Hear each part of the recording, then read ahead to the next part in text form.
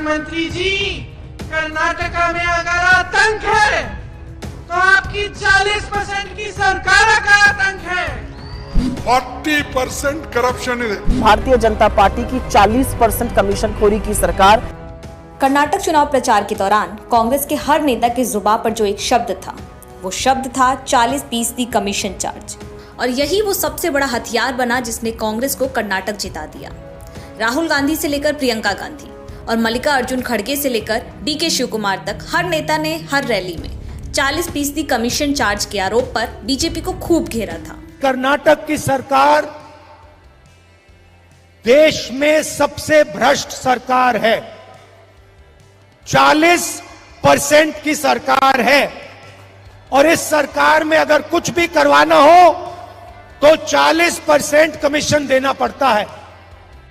आप ही ने मुझे बताया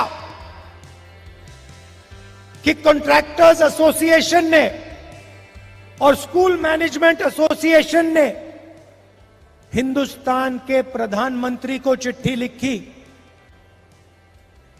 कि कर्नाटक में 40% कमीशन लिया जा रहा है। हिंदुस्तान के प्रधानमंत्री ने उनकी चिट्ठी का जवाब आज तक नहीं दिया है। पूरे चुनाव प्रचार के दौरान कांग्रेस ने बीजेपी पर आरोप लगाया था कि बीजेपी सरकार में कुछ काम कराना हो 40% कमीशन देना पड़ता है। 40% कमीशन चार्ज के आरोप पर बीजेपी को घेरते हुए कांग्रेस ने वोटिंग से पहले बीजेपी का करप्शन रेट कार्ड भी जारी किया था। कांग्रेस की ओर से जारी किए गए इस रेट लिस्ट के मुताबिक सीएम पोस्ट के लिए 2500 करोड़, मंत्री पद के लिए 500 करोड़ कमीशन देना पड़ता है।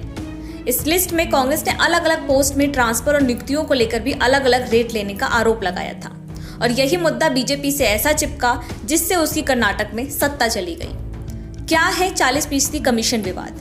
आपको बता दें कि बेलगावी में स्थित ठेकेदार संतोष पाटिल की मौत के बाद अप्रैल 2022 में 40% कमीशन विवाद शुरू हो गया था। ठेकेदार संतोष पाटिल ने राज्य के पूर्व मंत्री और बीजेपी के नेता केएस ईश्वरप्पा पर एक सरकारी परियोजना के लिए 40% कमीशन की मांग करने का आरोप लगाया था। कर्नाटक में कांग्रेस को उम्मीद थी कि बीजेपी के खिलाफ भ्रष्टाचार का कार्ड काम करेगा और चुनावी नतीजों ने ये साफ भी कर दिया कि कांग्रेस का 40% कमीशन वाला कार्ड बीजेपी के खिलाफ सफल रहा है। चुनाव प्रचार के दौरान कांग्रेस ने भ्रष्टाचार पर सरकार को घेरने के लिए पूरे प्रदेश में पे सीएम से लेकर पे एमएलए तक का अभियान चलाया।